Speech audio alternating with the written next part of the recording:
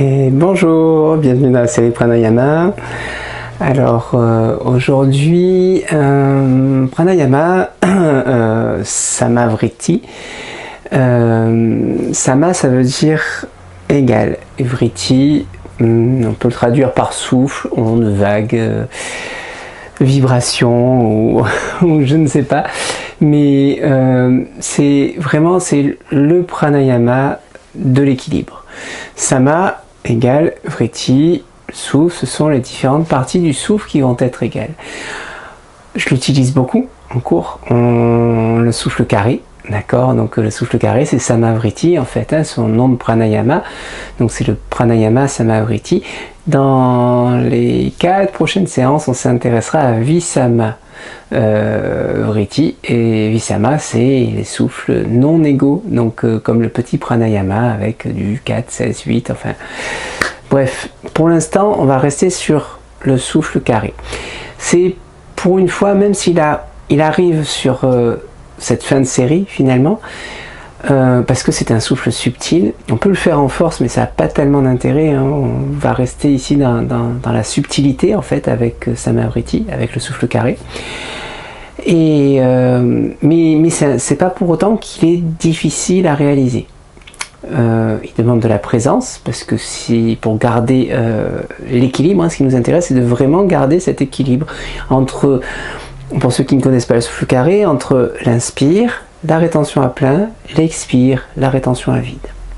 Autrement dit, quand vous n'en avez pas l'habitude, vous pouvez commencer par compter 4. 4 à l'inspire, donc vous faites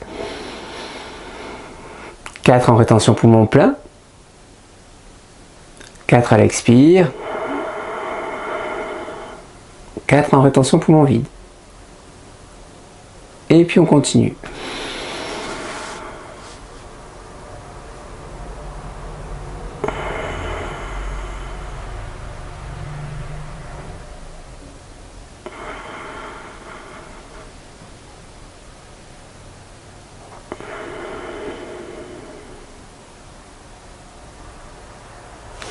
Et ainsi de suite.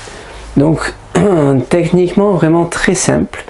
Vous pouvez commencer comme je l'ai fait là à 4 avec un souffle qui est assez audible, mais de souffle en souffle on va vider, on va migrer vers un souffle de plus en plus subtil, c'est-à-dire un carré, toujours pareil, hein, mais inaudible à l'inspire, inaudible à l'expire. Je le fais sur 5 par exemple.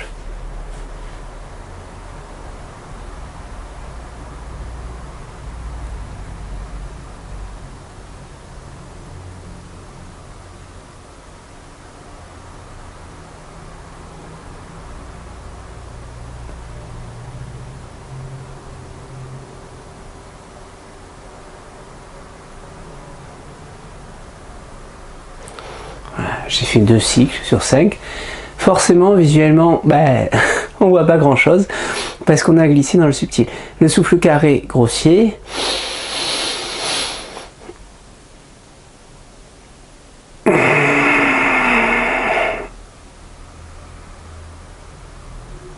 Le souffle carré subtil.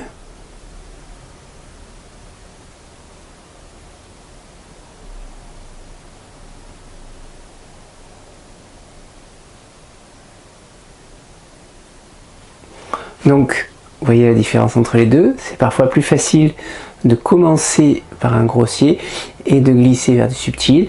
Certains sont plus à l'aise avec le subtil directement, donc dans ces cas-là, n'hésitez pas à aller dans le subtil, hein, parce que c'est ce qu'on cherche à obtenir.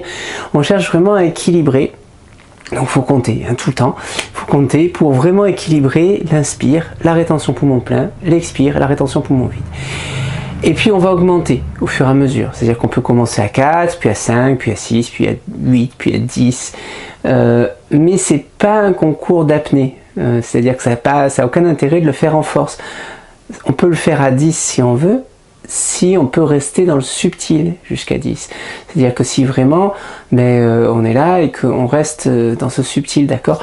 Donc je veux dire, c'est un souffle qui est extrêmement déstressant, équilibrant au niveau énergétique, qui permet de se recentrer. C'est un pranayama vraiment très important dans la vie quotidienne en fait, tout simplement. bien que on va peut-être pas commencer à le faire quand on attend le métro sur le banc, mais dans le fond ça peut se faire à des moments comme ça. Le faites pas en conduisant, mais vous êtes sur un banc en attendant votre bus, votre métro, votre train, vous êtes au bureau entre deux appels, vous pouvez faire le souffle carré. D'accord? Je veux dire, ça demande pas une préparation terrible, ça demande pas une organisation terrible, c'est pas un truc hyper visible, il suffit juste de se poser et de respirer. Et de respirer de manière égale à l'inspire, à la rétention poumon plein, à l'expire, à la rétention poumon vide. Sans chercher encore une fois à faire des performances sur les rétentions, ni à plein ni à vide. Certains ont du mal avec à plein, d'autres ont du mal avec à vide. Calez-vous sur ce qui vous convient.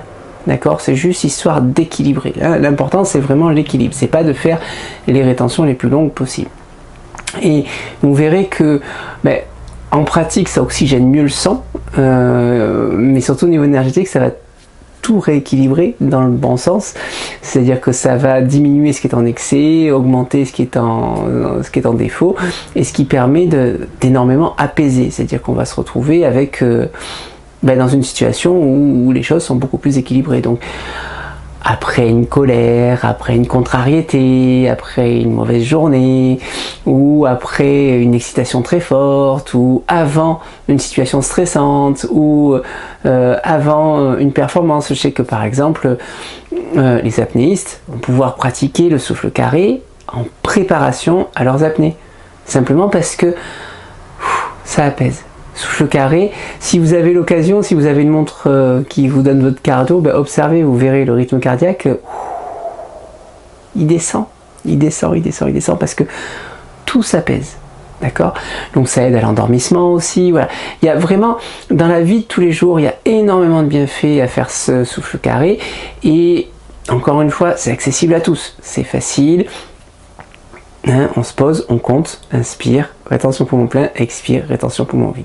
Après vous avez toute la position qui est classique, racine serrée, Ketchari, les yeux en Shambhavi ou en Brumadhya, au moins sur le point intersourcilier.